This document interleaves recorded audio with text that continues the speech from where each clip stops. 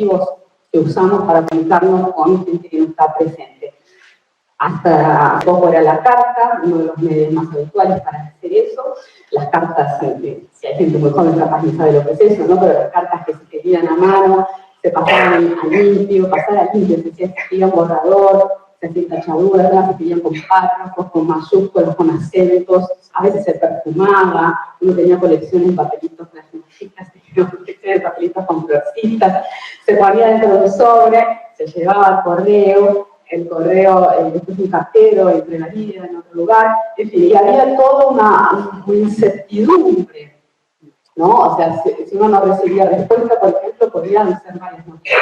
Podía ser que la carta no llegó, porque uno la mandaba ahí tipo una botella en el mar, podía ser que la carta no llegó al destinatario, podía ser que llegó y el destinatario no contestó, podía ser que el destinatario contestó y la respuesta no llegó, o sea, un grado de incertidumbre al cual somos totalmente incapaces hoy en día, ¿no? Además de la morosidad, o sea, tiempo y espacio muchísimo más dilatado, comparando con un mensaje de WhatsApp, por ejemplo, que es una tecnología con la cual nos compatibilizamos en los últimos, ¿qué? 5 años, 10 como máximo. Bueno, SMS antes, etc. Pero WhatsApp se generalizó por uno de nuestros países con muchísima velocidad y ahora hasta nos parece imposible. ¿Cómo hacíamos para comunicarnos en WhatsApp? Ni nos acordamos, ¿no? ¿Cómo era posible? Entonces, bueno, de nuevo, uso del tiempo y el espacio. En un caso y el otro, completamente distinto. Modo de relacionarse con uno mismo, con relacionarse con el mundo, ¿no? Este inmediatismo que tiene el WhatsApp, esa ansiedad también por la respuesta, el control con estos signitos, ¿no? Que me dicen si la persona leyó, no leyó, dónde está, cuándo se conectó por última vez, etc., ¿no? O sea, podríamos de nuevo decir que son medios que se usan para hacer lo mismo, uno más avanzado que el otro, con soporte distinto, pero la idea es enfatizar las diferencias, ¿no? Se trata de dos experiencias completamente distintas. Uso del tiempo y espacio, no relacionarse con el mundo, con el podríamos hacer una comparación semejante con los antiguos diarios. Esto los diarios íntimos, la gente más joven, mucho más difícil explicarles qué era eso, con los candaditos y cosas que eran una especie de carta destinada a uno mismo que nadie tenía derecho ni podía usar, leer, ¿no? Sería un drama terrible. Comparado con las redes sociales o los blogs y demás, que son antes, al principio, cuando no habían aparecido, se les definía a los diarios íntimos, a los blogs como diarios íntimos, pero publicados en Internet, ¿no? O sea, ese pero gigantesco, ¿no? O sea, una experiencia de la construcción de uno mismo en la visibilidad muy contraria a la que ocurría con los diarios íntimos analógicos. Y bueno, por ejemplo, la manera de relacionarnos con el espacio, cuando usábamos los mapas en papel, ¿no? Esas representaciones espaciales en mapas al exterior, la guía Filca es un homenaje local, y lo que es cuando usamos GPS, Google Maps, este tipo de dispositivos, ¿no? La relación con el espacio es completamente distinta. Hasta podríamos pensar incluso en acción, ¿no? Mecanismos cognitivos completamente distintos en la relación con el espacio y incluso con nosotros. Entonces, bueno, aquí en Facultad de Comunicación, Congreso de Comunicación, evidentemente la relación con los medios de comunicación analógicos y con la realidad social compartida que se crea en ese ecosistema de los periódicos nacionales, ¿no? Los noticieros de televisión, incluso el cine, la radio y las revistas analógicas, el tipo de mundo que se creaba, que se construía, y la sociabilidad en torno a ello, incluso el tipo de realidad que se construía, y lo que sucede, aquí están en crisis obviamente hace mucho tiempo, pero que intentan ayornarse, ¿no? Compatibilizarse con las tecnologías digitales. No se trata solo de nuevo de un cambio de soporte, sino que nuestra relación con las noticias cambió completamente, con lo que es noticia, ¿no? Con lo que es incluso la mismísima realidad, ¿no? Por eso les enfatizaba la idea de realidad social compartida y lo que ahora se llama las burbujas de Internet, ¿no? Con la multiplicación de fuentes de noticias de todo tipo y los mismos diarios transformados en Internet, que no es como antes que paren las rotativas, ¿no? O sea, lo que salía lo que se noticiaba es lo que había pasado hasta el día anterior, hasta en la noche, y después si pasaba algo importante a las 5 de la tarde, y o a las mediodía, no sé, se publicaría al día siguiente, ¿no? Y si sería lejos, uno se enteraría, en fin, si se enteraba algunos días después. Entonces, uno se consideraba informado después de leer el diario o de escuchar el noticiero, y decía, bueno, ya sé todo lo que es importante saber, y ahora me puedo dedicar a otra cosa. No, bueno, esto ya no nos sucede más, evidentemente, porque aparte de la cantidad de fuentes de noticias que tenemos, incluso no solamente las fuentes de los viejos periódicos que se internetizaron, digamos así, sino fuentes de todo tipo, que pueden noticiar realidades contradictorias entre sí.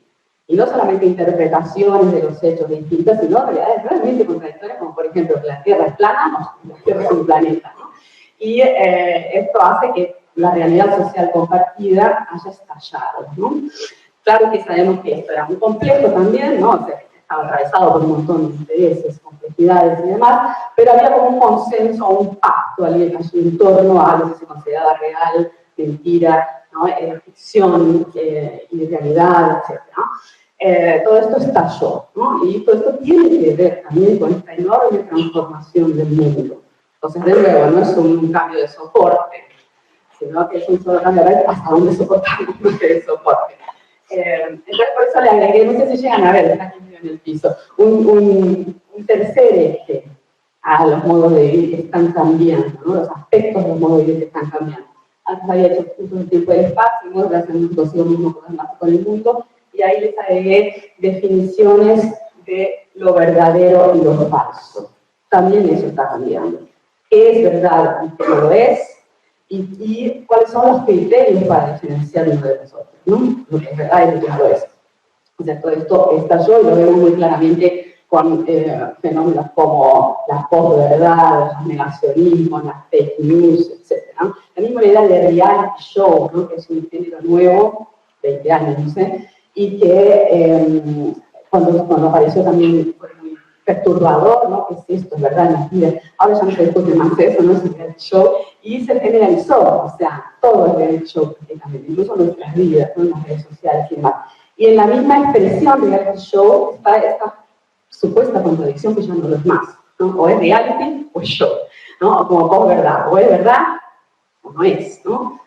Así por lo menos solía pensarse. Entonces son cambios de enorme envergadura, ¿no? O sea, es un resumón así solamente para activar, ¿no? Algunas referencias, pero se trata de cambios inmensos, ¿no? Que todavía estamos tratando de mapear, cartografiar y que probablemente también todavía van a multiplicarse, ¿no? Van a intensificarse. Bueno, una de las claves de lectura de este fenómeno es a partir del conflicto entre un modo de vida alineado en torno a las paredes y organizado con paredes, hacia un modo de vida cada vez más compatible con las redes y por lo tanto con su capacidad de atravesar todas las paredes, ¿no? Las redes tienen capacidad de atravesar todas las paredes y como nosotros compatibilizamos con las redes, aunque no estemos usando los dispositivos, que muchas veces los estamos usando, por ejemplo, en una situación como esta, hay paredes, todavía hay, ¿no? Esta es una institución moderna, el auditorio, ¿no? Como la escuela, etcétera, ¿no? Que está organizada en torno a este mobiliario, ¿no? Esta estructura técnica, este dispositivo, en el cual las paredes son fundamentales, o lo eran por lo menos, ¿no? Las paredes recortaban tiempo y espacio, esta conferencia empieza a tal hora y termina a tal hora, y este espacio está exclusivamente dedicado a esto, ¿no? A esta conferencia. Se cierra la puerta, pero ahora con las redes, las paredes se desactivan de alguna manera, ¿no? No tienen más la eficacia que solían tener para recortar tiempo y espacio y pautar esta experiencia, ¿no? Ahora estamos aquí, pero también estamos en 500 otros lados, ¿no? Porque las redes atraviesan las paredes. Y eso para quienes están usando el teléfono celular, que puedo nombrar a varios en este momento, pero ni siquiera hace falta, podemos no estar usándolo. Por ejemplo, yo creo la única, y tampoco tanto, porque estoy aquí mirando a la hora, pero podemos no estar usando el teléfono, no estar en las redes, pero aún así ya somos compatibles con esa manera de vivir el tiempo y el espacio. Entonces ya sabemos que estamos acá, pero también deberíamos estar allá, y que bueno, ¿será que tengo que estar acá o mejor me voy para hacer mis cosas? ¿No? Hay muchas otras cosas que compiten con esta conferencia. Y es muy difícil dejar todo eso de lado y estar plenamente acá como nos proponía esta estructura, ¿no? Por lo tanto, esta estructura ya no tiene la eficacia que solía tener. Entonces, las redes atraviesan todas las paredes y entra en conflicto con esta otra propuesta del mundo, que era la propuesta moderna de las paredes. Esto yo lo trabajé sobre todo en un libro mío de 2012, ya una antigüedad también, llamado justamente Redes o Paredes, como una pregunta, ¿no? Y intentado pensar este problema en la escuela concretamente, ¿no? En la institución escolar. Pero no es la única institución, la escuela, que se vio desafiada, que se está viendo desafiada por este atravesamiento de sus paredes, otrora sagradas, ¿no? En su versión laica, pero sagradas. Sino que, bueno, todas las instituciones que Michel Foucault llamó de confinamiento, ¿no? Que el confinamiento justamente alude a las paredes, ¿no? En el cierre de confinamiento se tiene paredes, ¿no? La escuela, la cárcel, la fábrica, el hospital, la biblioteca, el museo, ¿no? Todas con sus reglas y sus reglamentos y su uso minucioso del tiempo y espacio, con paredes y puertas que se abren y se cierran en determinado horario y siguiendo determinados poderes. Todas ellas se han visto desafiadas y están tratando de actualizarse, incluso el cine y el teatro, hasta los bares y los restaurantes, mismo la casa, el hogar, ¿no? Inspirado en el modelo burgués, también se ve desafiado por su atravesamiento de las paredes, otrora rígidas, sólidas y funcionales, que ya no logran recortar la experiencia como solían hacerlo hace no tanto. Y bueno, los consultorios médicos, psicoanalíticos, lo que fuera, ¿no? Todos se atraviesan esas paredes de muchísimas maneras. Y después de la pandemia esto evidentemente quedó más claro todavía, ¿no? Y pasamos directamente durante por lo menos 2 años, estuvimos en la red, la pared quedó allí, ¿no? Estas paredes quedaron abandonadas incluso, ¿no? Pero las redes atravesaban las paredes de nuestras casas, ¿no? Y vivíamos en las pantallas de modo prácticamente exclusivo, por lo menos buena parte de la sociedad. Entonces tuvimos toda esta experiencia de las clases online, ¿no? Y ahí de nuevo, la clase se puede decir que es más o menos lo mismo, lo que antes hacíamos presencialmente, lo pasamos a hacer en la pantalla, pero sabemos que no era lo mismo, ¿no? O sea que la relación del tiempo y espacio, la relación con lo mismo, con los demás, con el mundo es completamente diferente en un caso y en el otro. Y en el caso de las clases digitales, mucho más compatible con la propuesta de vida de la sociedad contemporánea, ¿no? Estábamos en la red, en las clases, pero además estábamos en un montón de otras cosas, ¿no? Sobre todo que no estaba hablando. Y el famoso truco de dejar la cámara, de poder apagar la cámara, ¿no? Y para poder hacer justamente un montón de otras cosas mientras tanto. Entonces, de nuevo, ¿no? Que las tecnologías no son neutras, sino que implican modos de usarlas, sugieren modos de usarlas, que son modos de vida, modos históricos, ¿no? Entonces, estos memes que circularon frenéticamente al principio de las cuarentenas, ¿no? Ilustran lo que en ese momento fue una novedad, ¿no? Que era, bueno, que se podía estar en clase y al mismo tiempo en la cama, ¿no? Se podía estar en clase y al mismo tiempo desayunando y demás. Entonces, la interfaz, pero también la manera de relacionarse consigo con los demás y con el mundo. O sea, para venir acá, todos tuvimos la experiencia hoy. Hubo que levantarse temprano, ducharse, peinarse, vestirse, y aquí estar formalmente riéndose de mis chistes muy gentilmente y demás. Cuando si estuviéramos online, bueno, no el mismo chiste, o sea, apago la cámara, ¿no? Hago otras cosas, a ver cuando viene algo interesante, o me acelera, ¿no? Están escuchándome en YouTube, me acelera para ver rápido si digo algo interesante. En fin, o sea, estas imágenes también evocan ese extrañamiento que tuvimos al principio cuando nos compatibilizamos con Zoom, ¿no? Estas plataformas, que era se filtraban los ambientes privados, ¿no? Que ya no son tan privados, en situaciones públicas, ¿no? Si esta conferencia fuera online, por ejemplo, aquí tendría quedaba en casa y podía pasar el gatito o cosa peor, ¿no? Por atrás, como vive mucho gato. Entonces, esto es inédito, a pesar de que ya venía ocurriendo este fenómeno, ¿no? De atravesamiento justamente de las paredes del hogar. Yo te lo trabajé en mi libro, El enseñando un espectáculo, también una antigüedad del 2008, con el concepto de intimidad, ¿no? Aquello que antes se considera como un concepto importantísimo de la era moderna, como inspiración burguesa, esta idea de intimidad que en su misma definición incluía el hecho de que era inmostrable ante la mirada ajena, sobre todo de los desconocidos, y protegida por lo tanto con paredes y pudores, se transformó en otra cosa, ¿no? En algo mostrable, se empezó a poder mostrar, y cada vez son más los aspectos de la vida que antes no se mostraban y que ahora se pueden mostrar. No solamente se puede, sino que en muchos aspectos se considera que se debería mostrar, ¿no? Entonces, por eso la necesidad de usar otra palabra, porque no es más íntimo, evidentemente, sino es otra cosa. Entonces, esta extimidad que se filtra, que se venía filtrando, ¿no? Hacia el espacio público, pero que tuvo de nuevo un empujón en la pandemia y se intensificó todo esto, ¿no? Las fronteras entre lo que antes limitaban las paredes, ¿no? Las fronteras entre eso de adentro y de afuera, se fueron sacudiendo y se volvieron permeables. Y se intensificó también esto, ¿no? Se viene acelerando algo que, un fenómeno que cuando yo me puse a escribir fue la intimidad con espectáculo, que fue una tesis de doctorado defendida en Brasil en 2007, pero que se empezó como proyecto en 2006, que empezó a empezar como proyecto a principios del milenio, era algo que venía gestándose, ¿no? La vida cotidiana convocada a performar y a realizarse en la visibilidad. Esto evidentemente se intensificó muchísimo, ¿no? Muchísimo. En los últimos 20 años es un ejercicio interesante a veces leer cosas de aquella época, de principio del milenio, pues nos sorprendíamos por algunas actitudes, ¿sí? Que ahora son moneda corriente.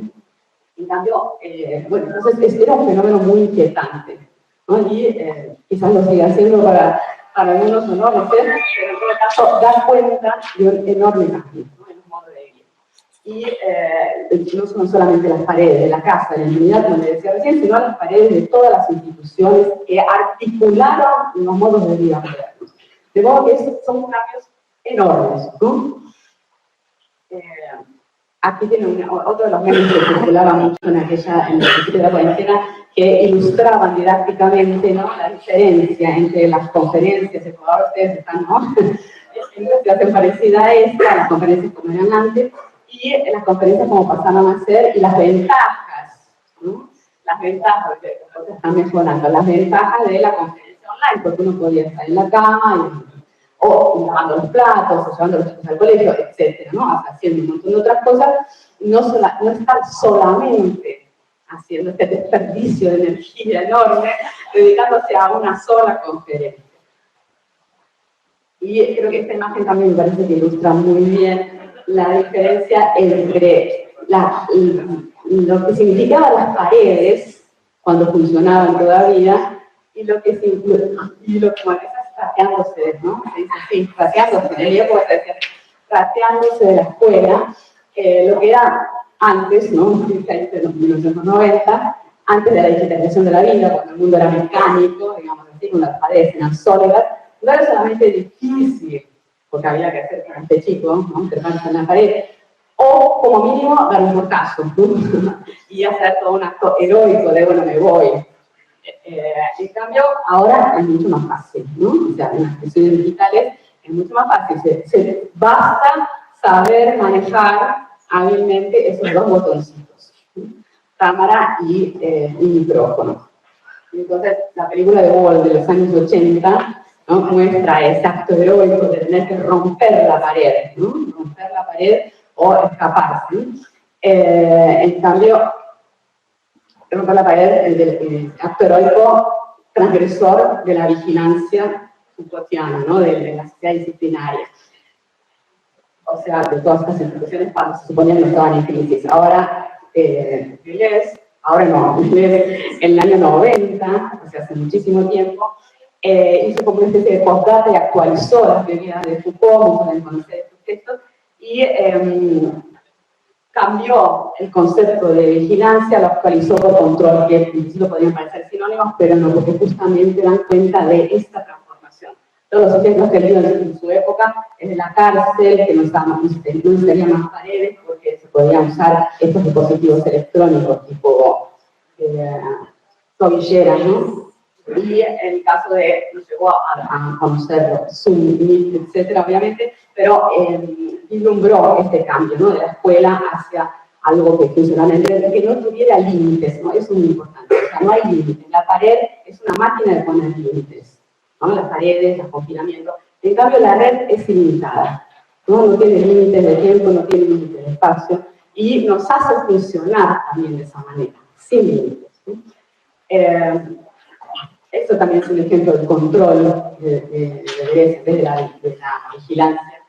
Y los botoncitos son también un ejemplo de control, ¿no? O sea, yo tengo el control, no lo tenemos en mi vida, pero hay como esta ilusión de que tenemos el control, porque bueno, es muy fácil, ¿no? No tenemos que ir allá y romper la pared y demás. Entonces, bueno, supongo que el compañero hablando de control, me queda poco tiempo, ¿me hiciste? Bueno. Entonces voy a dar una acelerada. Acá tienen más memes, ¿no? ¿A qué le tenéis más miedo en esta cuarentena? A equivocarme con estos botones, o no confío en estos dos. Porque justamente, ¿qué podía pasar? A pesar de que es muy práctico, uno se puede equivocar, ¿no? Y de hecho nos equivocamos. Y si te equivocas, puede ser muy catastrófico. En cambio acá, ¿no? Tenemos más. Nos podemos equivocar también, pero hay más formalidades que se ritual, mucho más formal y vigilado. Entonces, bueno, esta era la propuesta, ¿no? Que pensáramos un poco nuestra compatibilidad con las tecnologías digitales en este sentido más antropológico, ¿no? De modos de vivir que están cambiando de una manera que quizás todo esto que estuvimos conversando aquí son obviedades en alguna medida, lo sabemos, pero todo sucede tan aceleradamente y se ha naturalizado, ¿no? De modo tan eficaz que incluso a los que vivimos largas décadas en el mundo analógico nos cuesta recordar cómo eran esos modos de vivir antes de sincronizarnos con las tecnologías digitales. Y todas las implicaciones que tiene esto, o sea, todo lo que está cambiando, pero que todavía va a cambiar. Entonces, episodios como el que se mencionó, uno de los que se mencionaron en la abertura del Congreso, como lo que pasó ayer en Brasil, ¿no? Estas elecciones, este tipo de líderes trolls, ¿no? que se están multiplicando favorosamente para muchos de nosotros por el planeta, tiene que ver también con esta transformación, ¿no? Y a veces nos gusta explicar, bueno, ¿qué pasó? ¿Cómo puede ser esto? Bueno, puede ser, también tiene que ver con el hecho de que no seamos tan interpelados como ciudadanos del mundo analógico de la era moderna, sino que cada vez más somos interpelados como consumidores o usuarios de servicios, y incluso un rol como el de Presidencia de la República pasa a ser también administrado de esta manera, ¿no? Nos convocan como amigos de WhatsApp, por ejemplo, en vez de como ciudadanos de una nación. Entonces los cambios son, todos los aspectos, ¿no? Las ramificaciones de esta transformación son inmensos, ¿no? Y todavía los vamos a tener que procesar, ¿no? Entonces, cuando les decía que no solamente uso del tiempo y el espacio, no solamente, ¿no? Que es un montón, relaciones con lo mismo, con el mundo, sino también la misma definición de lo real, de qué es verdad, qué es mentira, es un impacto gigantesco, ¿no? Que nos va a dar muchísimo trabajo, ¿no? En el campo de la comunicación, creo que es importantísimo que pensemos estas cuestiones, ¿no? Y que las vayamos anticipando como podamos, ¿no? A pesar de que se nos viene encima, ¿no? Tenía muchísimo más para contarles, pero abrimos al debate, ¿no? Y lo seguimos conversando de un modo más analógico. Bueno, muchas gracias.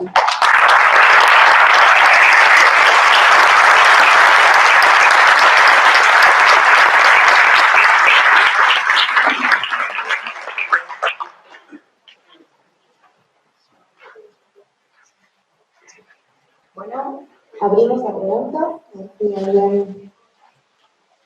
¿Hay alguna pregunta? Ok.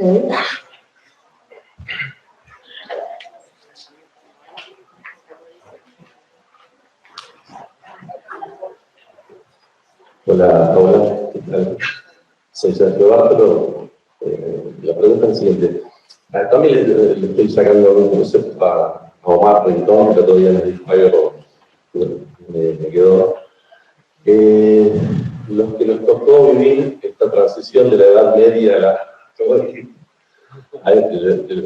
analógica a la digital, por ahí nos preguntamos todas estas cosas, ¿no? ¿Cómo era antes, cómo es ahora? Los nativos digitales no tienen estas preocupaciones. Lo que decía Omar el otro día dice, le hicimos una pregunta en el contexto de una encuesta, un estudio, a unos jóvenes y les dijimos, ¿te preocupan las fake news? A un entrevistado, ¿no? Y el chico o la chica le dice, sí, la verdad que sí, estoy muy preocupado porque mis papás están muy preocupados por lo que pasa con todo eso. Y a uno te preocupa. No, yo también me tomo mentira, ¿qué tiene que ver eso? O sea, bluff, le tiró todo el castillito de venir investigando. Entonces, un poquito la pregunta es esto, ¿qué opinas respecto, si tenés información o algo, respecto a la mirada que tienen los nativos, digamos, los pueblos originarios del siglo XXI, digamos? ¿Okay? Sí, yo creo que está muchísimo más naturalizado, obviamente, para las generaciones más jóvenes. Por otro lado, también detecto mucho malestar entre esos mismos jóvenes, ¿no? O sea, creo que está todo bien, porque está mentira, ¿no? O sea, hay un malestar y hay también una necesidad de agarrarse de algo, ¿no? A pesar de que se siente, así como estamos todos metidos en este flujo de intensidad y de aceleración y demás, y de malestar, pero quizás los que no somos tan nativos, ¿no? Los que vivimos en la Edad Media, en otro planeta, para decirlo, ¿no? Los que vivimos en otro planeta, es curioso porque en general se considera que es como una desventaja, ¿no? O sea, tuvimos, además de que somos más viejos, ¿no? Obviamente, pero tuvimos que adaptarnos a todo esto y nos costó más porque veníamos de otro planeta. Entonces tuvimos que aprender, nos sale más o menos, nos equivocamos más con los botoncitos y demás. Se ve como desventaja, pero yo tiendo a veces a verlo como una ventaja, ¿no? En el sentido de que nos ofrece una perspectiva que los más jóvenes no la tienen, ¿no? Entonces quizás esa actitud como, bueno, sí, fake news. Bueno, no, fake news son fake news y mirá lo que puede pasar, ¿no? Si uno se mete en esa onda sin cuestionarla, ¿no? O sea, es muy complicado porque hay que poner en cuestión también los valores que estaban, que se consideraban consensuales o hegemónicos en el otro planeta, ¿no? Pero bueno, es verdad que es mentira, es cierto, no estaba tampoco tan claro, obviamente no, y estaba bien que no lo estuviera, porque no es que había verdad y mentira, aquí, obviamente en la universidad, en la epistemología, la ciencia, todo esto lo que venía trabajando, pero había consensos. Eso me parece que es la gran diferencia. Había consenso sobre, bueno, en el límite es discutible, ¿sí? Pero hay cosas que son realmente mentiras y hay cosas que son indiscutibles, ¿no? Como por ejemplo, no sé si estamos todos de acuerdo, espero que sí, que la Tierra es un planeta, que hay un sistema solar y que gira, etcétera, ¿no? Bueno, ¿por qué? ¿Por qué digo con tanta seguridad esto? Tengo pruebas, bueno, porque hay toda una acumulación de saberes, porque la ciencia funciona por contraste entre investigaciones que los mismos pares van a avalar o no. Entonces no es que la ciencia dice verdades absolutas, ciertas, sabemos que no es así, muy por el contrario. La ciencia, justamente, una de sus grandes virtudes es que no se adjudica a sí misma la verdad absoluta, ni siquiera la verdad, ¿no? Sino que son consensos. Entonces, lo que rescato esa palabra, que me parece muy importante. O sea, consensos de la realidad social compartida eran consensos. Tipo, si yo puedo decir, no, la pared es roja, bueno, no es roja, es azul. Es azul. Es azul, ¿cierto? Entonces, bueno, hay consensos, ¿cierto? Había consensos. Había consensos. Eso es lo que estalló. O sea, no estoy diciendo que sea absolutamente azul y que nadie me va a discutir. O sea, está abierta la discusión, pero bueno, estamos de acuerdo que es azul porque esto, lo otro, el pigmento, es que hay toda una serie de argumentos para esto. La luz, los daltónicos quizás lo ven de otra manera, pero había consenso, no estamos de acuerdo, es azul, podemos seguir, ¿no? Con otra cosa. ¿No? Ahora, eso estalló. Si yo digo que es rojo y listo. ¿Vos estás de acuerdo conmigo? ¿Es rojo? ¿Vos no? Uf. ¿No? vamos por ese lado. Entonces, sí, no es tan simple. Si, bueno, ahora todo es fake news, es verdad, mentira.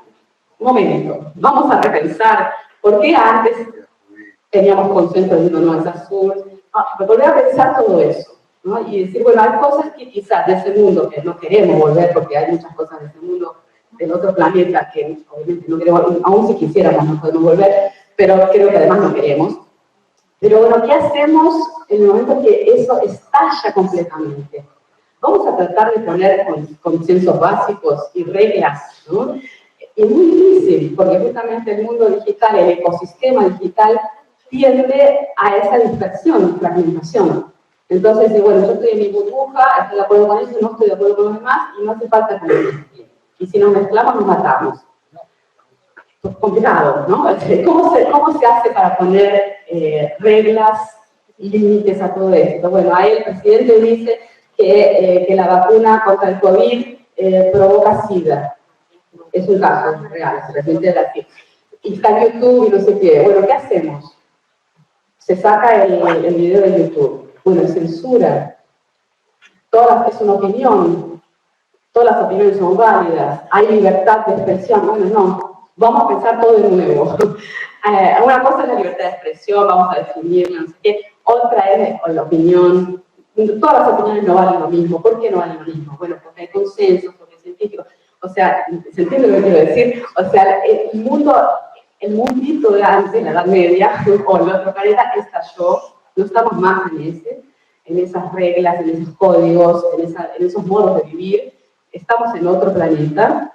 Y hay algunas coordenadas que considerábamos básicas del planeta anterior que ya no están más funcionando en este.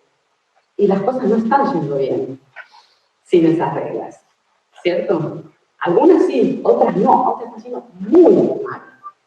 Entonces, bueno, repensar eso. Y los nativos, volviendo a los nativos y los no nativos, creo que quizás los no nativos, más viejitos, con experiencia de haber vivido en otro planeta, y con alguna sensatez que no todos los del otro planeta las tenemos, conversar con esos nativos y tratar de consensos también, encontrar consensos, ¿no? Me parece que esto parece algo tonto, o sea, si me hubieran dicho hace 20 años, consenso, qué cosa más boba, ¿sí? Bueno, hace falta consensos, y ahí está muy difícil lograrlos, muy difícil. ¿Una pregunta más por ahí? A lo mejor si mi loco no se escucha, no sé. ¿Qué tal? Buen día, Paula. Pensaba en esto de paredes versus redes. Y pensaba si las redes no tienen también alguna configuración que es restrictiva de otro lugar. Pienso, por un lado, en el acceso a la tecnología, que es menos igualitario de lo que muchos pretenden que sea, y por otro lado, dentro mismo de la lógica de las redes y de las plataformas, lo que tiene que ver con algoritmos y algunas paredes que son medio invisibles, justamente por diseño, ¿no? Pero que también limitan de alguna manera. Sí, yo no usaría la palabra pared, o sea, entiendo perfectamente lo que decís, pero no usaría la palabra pared, porque de hecho no son paredes, ¿no? O sea, creo que justamente la dinámica es otra, y esa dinámica está articulada en función de una lógica del mercado, ¿no? Entonces, así como la dinámica moderna está articulada a partir de una lógica del Estado, podríamos decir, ¿no? Las instituciones, aunque no fueran públicas, estaban inspiradas en el Estado, la ley, el orden, la obediencia, los modos de comportarse y demás, con reglas, ¿no? Con lo que usted debe, o sea, tenés que comportarte así, no así. Si te comportas de una manera considerada consensualmente inadecuada, te vamos a castigar, vos lo sabés, entonces tenés incorporada a la ley, o sea, todo esto que no solamente Foucault que está resonando ahí, sino también Freud con el super yo, ¿no? O sea, no hace falta que me castigue porque yo mismo ya sé lo que está mal, lo que está bien y estoy de acuerdo, la culpa, etc., ¿no? Toda esa organización que es importantísima, la culpa era importantísima para organizar la subjetividad moderna, y la ley también, cuando la culpa no funcionaba, y la represión, ¿no? En sentido de, incluso freudiano nuevo, ¿no? Reprimir mis impulsos, mis pulsiones, o sea, si estoy de mal humor, quiero matar a todo el mundo, no podés hacerlo, etc. Entonces, bueno, esto ahí las paredes funcionaban, ¿no? Incluso en última instancia, para meterte preso, te cerramos entre paredes y chau. Pero también, para hacer la puerta de mi casa, estoy sola, me quedo acá conmigo mismo, con mis pensamientos, con mi introspección y demás, toda esa lógica de las paredes, yo la veo mucho más adecuada a la descripción del mundo moderno, ¿no? Del mundo mecanizado. ¿No? Es cierto que las redes, que tienen una arquitectura muy compleja, ¿no? Y que todavía estamos tratando de entenderlo, los algoritmos, el tema de que para acceder tienes que tener un dispositivo comprado en el mercado, o conseguido de alguna manera, pero que es caro, digamos así, y que no es obligatorio tenerlo, aunque a veces nos lo recordemos, ¿no? Porque a veces tenemos que hacer más cosas que solamente se pueden hacer con este y tenés que saber usarlo y demás, pero que cada uno puede comprar libremente o el modelo que quiere o que puede, incluso si quiere no lo compra, ¿no? O sea, es lógica del mercado, no es obligatorio. A pesar de que estamos incitados y estimulados a tenerlo.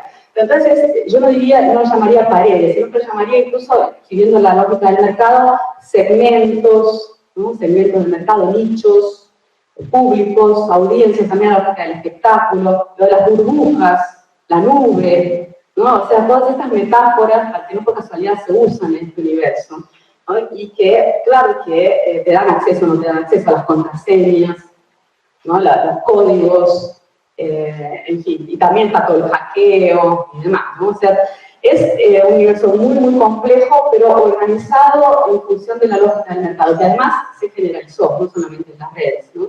Porque justamente la red va más allá de la red, o sea, nosotros ya vivimos de esa manera, aunque no estemos usándolo, pero no estemos en la red. Entonces, los valores del mercado y la dinámica del mercado son los que organizan la sociedad contemporánea, mucho más que la dinámica del Estado, ¿no? Con la ley, la obediencia y demás.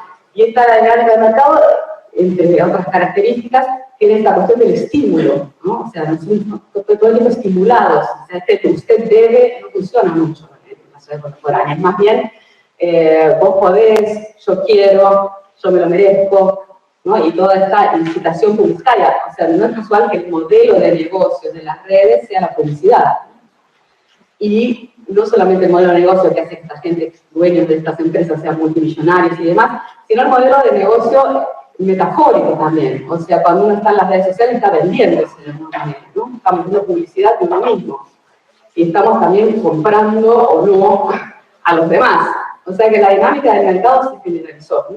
Entonces yo no hablaría de paredes, sino usaría estos términos de mercado y de espectáculo, que son excluyentes, ¿no? Mucho más incluso que el Estado, porque el Estado tenía como horizonte, hipócrita quizás en muchos casos, pero tenía como horizonte la inclusión. El mercado no lo tiene, ¿no? Hola Paula, acá desde la Universidad Nacional de La Rioja.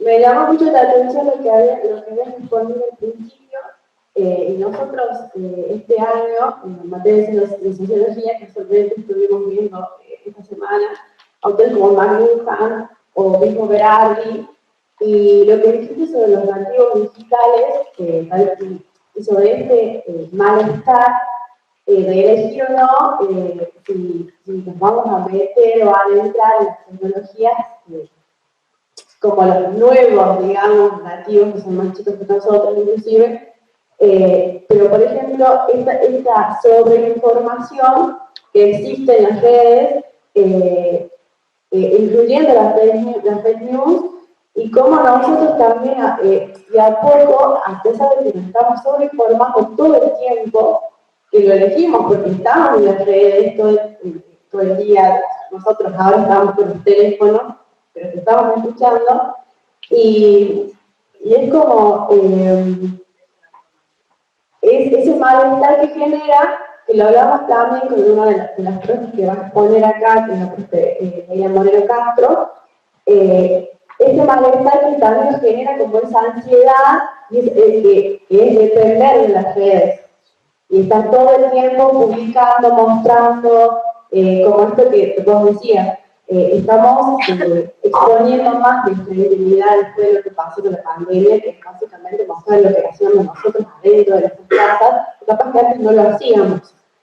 Lo que yo pienso ahora, y te lo pregunto también como modo una conclusión quizás es cómo,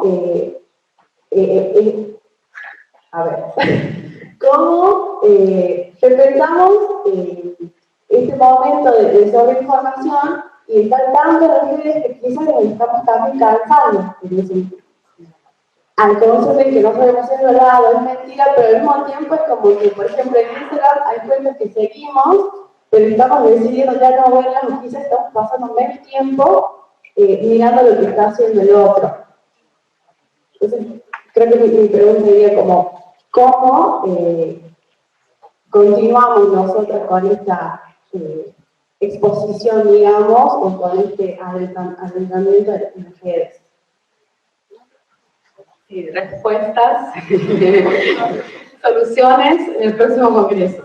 En todo caso, esta cuestión de la ansiedad, ¿no? Algunas palabras que vos usaste, el cansancio, la ansiedad, ¿no? O sea, forman parte de este malestar, ¿no? No solamente el avance de la ultraderecha, sino todo esto de malestar cotidiano, ¿no? De, nombraste la sobreinformación. Pero no solamente con las noticias, que son muchísimas, que hay que procesarlas, hay que estar todo el tiempo sin no perderte, ¿no? Lo último que está pasando, no, incluso noticias en sentido amplio, como todo lo que pasa en las redes sociales, ¿no? También lo mismo nos pasa en todos los otros aspectos de la vida, como por ejemplo, la red, como decíamos, la red no tiene límites, no solamente con las noticias, sino también es las canciones, por ejemplo. Tenemos toda la música del universo a nuestra disposición. Tenemos todas las películas, todas las series a nuestra disposición, muchísimas por lo menos, cantidades limitadas de series, películas. Antes era, bueno, la película que estaba pasando en el cine esta semana, y si te habías visto las, no sé, 10 que había que esperar el otro jueves, era así antes, en el otro planeta era los jueves, se renovaba la cartelera, y a veces el jueves pasaba y no se renovaba, pasaba la misma película, y si no había ninguna que te interesaba, no ibas, bueno, veías una película de vez en cuando, y cuando íbamos a ver, la televisión era limitado también, pero se iba en este ritual al cine, porque al final se iba con gente, después uno iba a cenar, o iba a su casa, y se conversaba sobre esa película que iba resonando, ¿no? Uno pensaba sobre la película. Ahora tenemos estas maratones, o sea, te pones a ver una serie y enseguida viene el otro capítulo y el otro, y después también es como cuando te morís, digamos, y te dice, ¿estás vivo todavía? No, te dice, ¿estás ahí todavía? Entonces, después no te acordás ni qué viste, ¿no? O sea, ese procesamiento de la experiencia se nos fue, porque aparte no queremos contar, queremos ver más, porque hay un montón de cosas para ver, y estoy nombrando canciones y películas, pero podría nombrar PDFs, no sé, libros que tenemos para leer, cada vez más. Encima muchos son gratis, pirateados, lo que es cierto, tenemos una mochila gigantesca de PDFs que iba y crece y nunca se la puede procesar. Y todo esto junto, porque la misma persona que tiene la ansiedad de los PDF tiene la ansiedad de las conferencias en YouTube, y la ansiedad de las canciones, y la ansiedad, y al mismo tiempo me tengo que desconectar, hacer yoga, no sé qué, entonces es así, ilimitado. Y nunca lo vamos a lograr. Respiremos hondo. O sea, porque no solamente es inabarcable, sino que crece todo el tiempo. Y claro, nadie está obligado a querer ver todas las películas, pero justamente no te obligas, el truco es ese, no estás obligado. Es porque querés. Y sí, queremos. Es mucho más difícil, ¿no? Porque si fuera una ley, ya no, ¿por qué estoy obligada a ver todas las películas? No quiero. Pero no es exactamente, ¿no? O sea, es mucho más difícil, porque es la dinámica del mercado, digamos, ¿no? Entonces, yo escribí un texto, si quieren, para su mochila de PDFs, que está en internet, que se llama El malestar de lo ilimitado, ¿no? En contraposición al malestar del límite, que era el malestar freudiano, ¿no? De la civilización, que era la represión, las paredes y todo esto, que, bueno, para vivir de modo civilizado, tenés que aguantártela, o sea, tenés que reprimir tus pulsiones agresivas, sexuales, no sé qué, y portarte bien, resumidamente, ¿no? La culpa, el super yo, todo esto. Entonces, el malestar del límite. Ahora tenemos un malestar paradójico, que es de no tener límites. ¿Y cómo hacemos, no? Para vivir en este mundo inundado y para ser sin malestar? Es difícil. Pero era difícil lo anterior también, ¿no? Hay como aporte para sumar algo del malestar. Buenos días. El tema, mi pregunta sería más que técnica, más que cuestión de ética. Por el tema de las tecnologías digitales, los avances, prácticamente reemplazaron el diario impreso a diario digital, la radio se pasó también a un ámbito más digital. La televisión vi cómo sufrió un fuerte tropezón en ese aspecto, como en el caso del CNN+. Y eso es una cuestión de que quizá es inevitable que los medios van a terminar colapsando ante las nuevas tecnologías, o eso es una cuestión de mal abordaje de esta tecnología, lo que está haciendo esto conflicto, por así decirlo. Sobre el futuro no sé, por ahora, ¿no? Pero en todo caso, diagnóstico del presente. Hay una inmensa crisis, ¿no? Es decir, los medios tradicionales, digamos, si se pueden todavía llamar tradicionales, porque obviamente ya están embarcados en esta transformación, están conviviendo con los otros, con los digitales, con estas burbujas, con los grupos de Telegram, por ejemplo, ¿no? Con los grupos de WhatsApp, que en principio no fueron pensados como canales de noticias, pero están funcionando de esa manera, ¿no? Sobre todo canales de fake news, ¿no? Pero los grupos de WhatsApp, los grupos de Telegram, compiten con los medios tradicionales. Si se van a acabar los medios tradicionales, supongo que no, pero van a convivir con todo esto, están conviviendo con todo esto.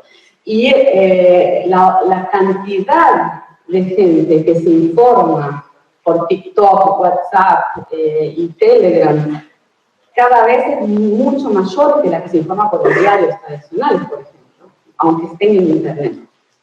¿No? Son millones de personas, ¿no? Y las nuevas generaciones probablemente no tengan ningún contacto con los diarios, aunque sean digitales, ¿no? Sino que informan en estos canales de TikTok, Telegram, WhatsApp, etc. Y hay de nuevo, no hay ningún control sobre esa información, ¿no? O sea, ella me censura con que tengo que ser más breve en las respuestas. Perdón, el tiempo apremia y vamos a hacer la última pregunta. Sé que hay más interés y quieren hacer, pero bueno, el cronograma sigue. Y perdón, Paula, porque no estoy cortando todo el mundo. Hola, ¿cómo están? Me quedé pensando un poco en la primera respuesta que habías dado a la pregunta y esto de cómo funcionaba el mundo de las paredes y el mundo de las redes, y esto de los consensos que antes había en este mundo de las paredes, que hoy no están en el de las redes, y las cosas no están funcionando, dijiste. Entonces mi pregunta es, justamente esa ausencia de consensos que antes había, ¿puede ser un poco lo que da lugar a esto de la cultura de la cancelación? Es decir, cuando algo a mí no me gusta, incluso de los consensos del mundo de las paredes, y ya no va para esto, bueno, cancelo, elimino eso que no me gusta radicalmente, sin lugar a discusión ni debate ni nada, simplemente cancelar a punto de incluso autores de libros o artistas y demás, no solamente una discusión quizás frívola en las redes, sino realmente obras que marcaron un hito en la historia del mundo de las paredes, y que hoy fácilmente descarto con quema de libros o censurando a alguien, y tiene que ver un poco con eso, esta ausencia de consensos que vos mencionás. Y ella me dice que te responde en 2 segundos, ¿cierto? Voy a tratar. De nuevo, haciendo la comparación, ¿no? Con el mundo de las paredes, el mundo moderno y el mundo contemporáneo. El mundo de las paredes, regido por la mera institución estatal, la ley y demás, tenía una vocación centrípeta, en el sentido de que cortaba, ¿no? Decía, bueno, o sea, portate bien, encuadrate. Entonces, la idea de pacto social, por ejemplo, ¿no? Que funda típicamente la democracia y demás. Entonces, estamos todos de acuerdo con esto, aunque no te guste, tenés que hacer ciertas cosas. Entonces, tenía esa vocación centrípeta, aglutinadora. En cambio, las redes tienen una vocación centrífuga, ¿sí? Centrífuga, ¿no? O sea, fragmentan y dispersan. Y bueno, cada uno hace lo que quiere, digamos así, ¿no? Si yo quiero hago esto, si no quiero hago lo otro, si esto me gusta, esto no me gusta, muy esta cuestión de me gusta y no me gusta, que tiene que ver con lo que decías de la cancelación, ¿no? O sea, y una serie de valores y creencias que vienen mucho más allá de las redes, ¿no? Que tienen que ver con cambios que se terminaron de consumar probablemente en los años 60 y 70, ¿no? Hacia una prioridad de la autorrealización y no tanto de valores trascendentes como la familia, la patria y demás, que va por el lado, bueno, yo quiero. Si yo quiero, lo voy a hacer. Si vos querés, lo tenés que hacer. No te reprimas, porque lo más importante es que te realices, ¿no? Esa es una moral hegemónica en la contemporaneidad. No lo habría sido en el siglo XIX, ¿cierto? Entonces, si vos querés, tenés que hacerlo. Tendrías que hacerlo. Y si no te gusta, tendrías que manifestar y decir que no te gusta. Entonces, esto se terminó de consumar en las redes sociales. O sea, el me gusta, no me gusta, institucionalizó eso. Entonces, además iba, y después está el fenómeno de la posverdad, y que hay show y todo lo demás, toda esa confusión entre verdad y mentira, la falta de consensos, ¿no? La moralidad también estalla, entonces no hay esta sincronía entre moral y ley, y por lo que está bien y lo que está mal, moralmente coincide con lo que dice la ley, lo permitido y lo permitido. Todo esto estalló, y no solamente la grieta, ¿no? Que hay dos, polarización, sino que hay miles. Y no hay consenso sobre lo que está bien y lo que está mal en muchísimos aspectos de nuestras vidas. Por ejemplo, en la escuela, ¿está bien o está mal tomar lista, poner notas, reprobar, castigar, en fin? Antes había un consenso. Y por estudiaste, no estudiaste, sacaste esta nota, esta otra, el consenso institucional, el manual decía eso. Entonces nos trataba de la profesora que decía, bueno, te puse esta nota y todo es discutible, ahora todo es discutible. Con lo cual, o sea, hay ventajas enormes, obviamente, porque el otro mundo era horrible, ¿no? Pero el problema es que ahora, bueno, cada uno tiene su opinión y todas las opiniones son válidas. Se supone que son válidas todas, equivalentes. Mercado de nuevo, ¿no? Es un mercado de creencias. Yo elijo creer en esto, yo elijo me gusta, no me gusta. Es un problema, de nuevo, volvemos a la cuestión del consenso. Porque si queremos vivir en sociedad, digamos, no nos queda otra, digamos, a no ser que nos aniquilemos, si te parece que vamos por ahí, ¿no? Pero si queremos todavía, ¿no? Hacer algún... A ver, que no esté de acuerdo con algunas cosas, ¿no? Entonces, no es que a mí me gusta, a ver, se dice mucho esto de la posverdad, ¿no? No me gusta, no estoy de acuerdo, por lo tanto no es cierto. ¿No? Esa es la lógica, ¿no? O me gusta, estoy de acuerdo, por lo tanto es cierto. Bueno, no. No, hay que repensar todo esto, ¿no? Si queremos vivir en sociedad, ¿no? O sea, nos atomizamos y cada uno con su metaverso, ¿no? Entonces lo de la cancelación creo que es muy complejo, pero podría entenderse por ahí, ¿no? Bueno, no vamos a poder seguir con las preguntas porque tenemos un horario muy ajustado. Agradecemos a todos y todas. Les pedimos disculpas a quienes llegaron con la mano pendiente, ¿sí? Pero por ahora estamos por finalizada la conferencia de la doctora Paula Sevilla. Quedamos en